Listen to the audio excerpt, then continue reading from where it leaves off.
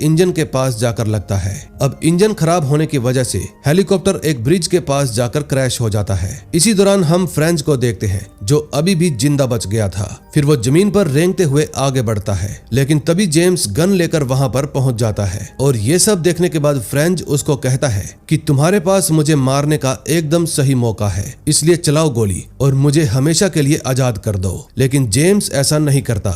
इतने में मैलरी भी अपनी पूरी टीम को लेकर वहां पर पहुंच जाता है और फ्रेंच को अरेस्ट कर लेता है। वहीं दूसरी तरफ जेम्स फ्रेंच को बिना कुछ कहे स्वान के साथ वहां से चला जाता है। अगली सुबह हम जेम्स को MI6 की बिल्डिंग में देखते हैं, जहां वो क्यू से आकर मिलता है और बताता है कि अब मैं हमेशा के लिए MI6 छोड़ रहा हूं, इसलिए मैं तुमसे आखिरी बार अलविदा कहने के लिए आया हूं। फिर ये सारी बातें सुनने के बाद जेम्स अपनी कार में आकर बैठ जाता है, जहां पहले से ही स्वान भी मौजूद थी। और इसी के साथ इस मूवी का एंड हो जाता है। दोस्तों, मूवी अच्छी लगी हो तो वीडियो को लाइक करें, चैनल को सब्सक्राइब करें। हम मिलेंगे जल्दी ही एक और बढ़िया मूवी के साथ। Till then bye bye.